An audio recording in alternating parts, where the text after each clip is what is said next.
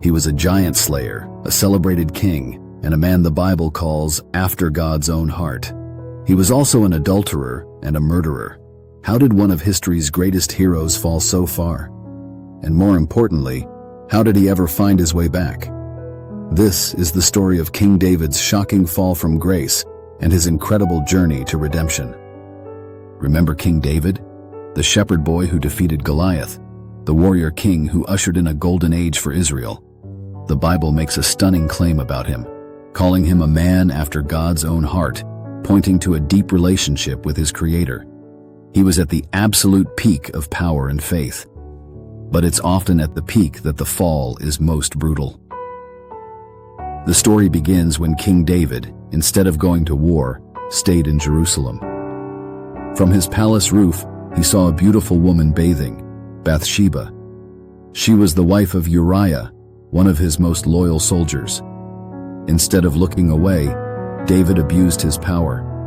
He sent for her, slept with her, and soon received a terrifying message. "I'm pregnant." Panic set in, and David tried to cover up his sin by calling Uriah home from battle.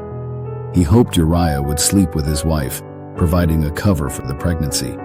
But Uriah's integrity was staggering. He refused to enjoy comfort while his men were at war. So David's plan turned from deceit to murder. He sent a letter with Uriah himself, ordering his general to place Uriah on the front lines and abandon him to die. The loyal soldier carried his own death warrant. For almost a year, David thought the secret was safe, but God sent the prophet Nathan to confront him. Nathan told a parable of a rich man who stole a poor man's only beloved lamb.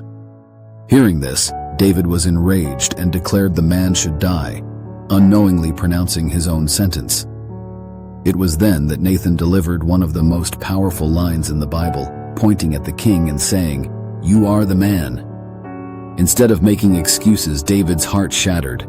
He confessed immediately, "I have sinned against the Lord." This raw repentance is captured in Psalm 51, where he begs God for a pure heart.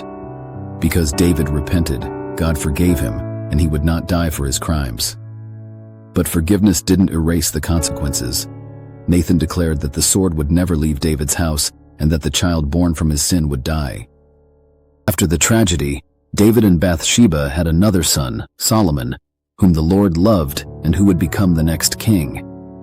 David's story shows that while consequences are real, God's forgiveness is total for a truly repentant heart. It's a powerful message for all of us who might feel defined by our worst mistakes.